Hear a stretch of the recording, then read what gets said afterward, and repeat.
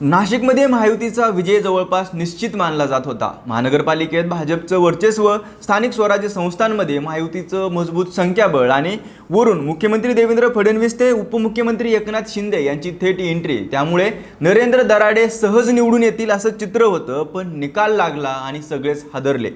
भाजपमधून बंडखोरी करत अपक्ष म्हणून मैदानात उतरलेले गोकुळ गित्ते तब्बल 357 मते घेऊन विजय झाले, तर महायुतीचे अधिकृत उमेदवार नरेंद्र दराडे केवळ 247 मतावर थांबले। त्यामुळे आता एकच प्रश्न विचारला जातोय, नाशिकमध्ये नरेंद्र दराडेंचा गेम कुणी केला? गोकुळ गित्ते नेमके कोण आहेत?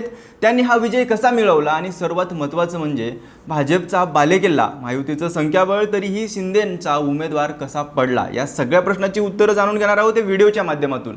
नमस्कार, मी अमोल जाधव आणि तुम्ही पाहताय लगाव बत्ती।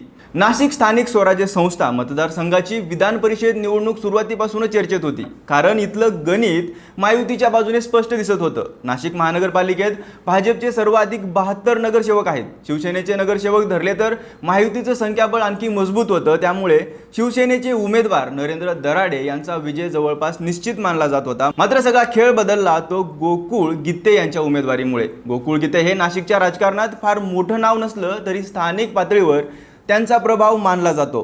ते माजी स्थायी समितीचे सभापती गणेश गित्ते यांचे भाऊ आहेत। गणेश गित्ते यांच्या राजकीय प्रवासात गोकुळ गित्ते कायम पडद्यामागे काम करत आले आहेत। विधानसभा निवडणुकीत गणेश गित्ते यांच्या प्रचाराची संपूर्ण जबाबदारीही त्यांनी सांभाळली होती।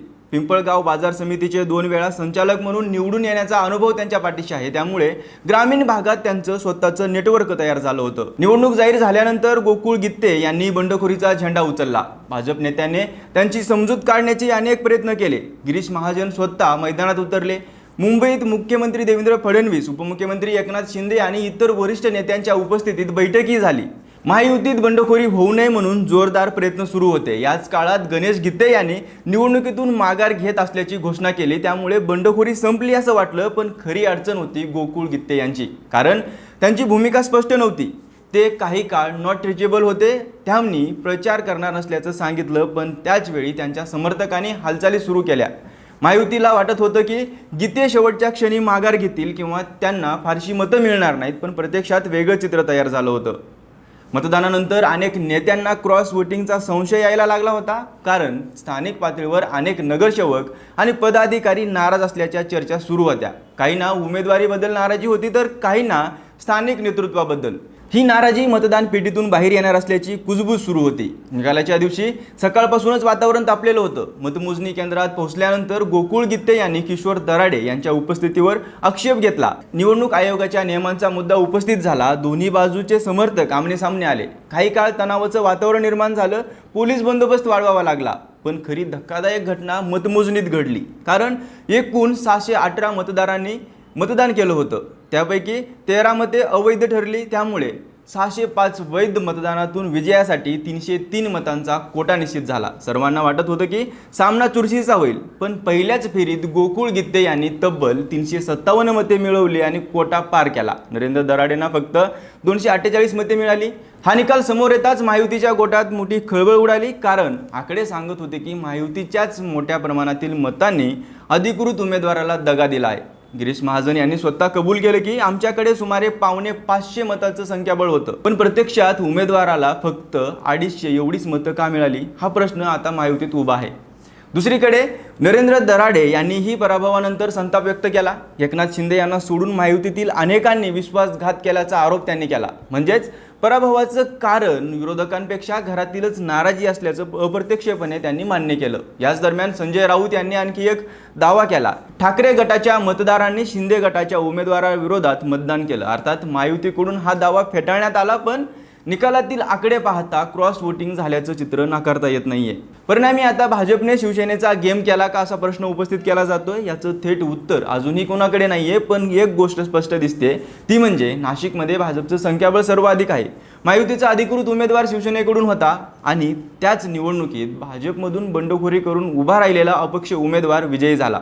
त्यामुळे संशयाची सुई साहजिकच भाजपमधील काही नाराज गटांकडे वळते। मात्र दुसरीकडे हे फक्त भाजप विरुद्ध शिवसेना इतकं सरळ समीकरण नाहीये। स्थानिक पातळीवरील गटबाजी उमेदवारीवरून नाराजी, वैयक्तिक संबंध, स्थानिक नेतृत्वाविषयीचा असंतोष आणि गोकुळ गित्ते यांचं स्वतःचं नेटवर्क या सगळ्यांचा मिळून हा निकाल असू शकतो। म्हणूनच हा निकाल केवळ एका विधान परिषद जागेचा पराभव किंवा विजय म्हणून पाहिला जात नाहीये। नाशिकमध्ये महायुतीचं संख्याबळ असताना अधिकृत उमेदवाराचा पराभव होणं आणि भाजपमधून बंडखोरी केलेल्या उमेदवाराचा विजय होणं हा मोठा राजकीय संदेश मानला जातोय। विशेष म्हणजे महायुतीत सर्व काही अलबेल नसल्याच्या चर्चा या निमित्ताने पुन्हा एकदा सुरू झाल्यात। आधीच भाजप आणि शिंदे सेनेतील स्थानिक पातळीवरील कुरबुरी, जागा वाटपावरून असलेली नाराजी आणि नेतृत्वाचा प्रश्नावरून सुरू असलेली चर्चा यामध्ये आता नाशिकच्या निकालाची भर पडली आहे। त्यामुळे गोकुळ गित्ते यांचा विजय हा केवळ एका बंडखोर उमेदवाराचा विजय नसून महायुतीतील अंतर्गत अस्वस्थतेचा इशारा मानला जातोय।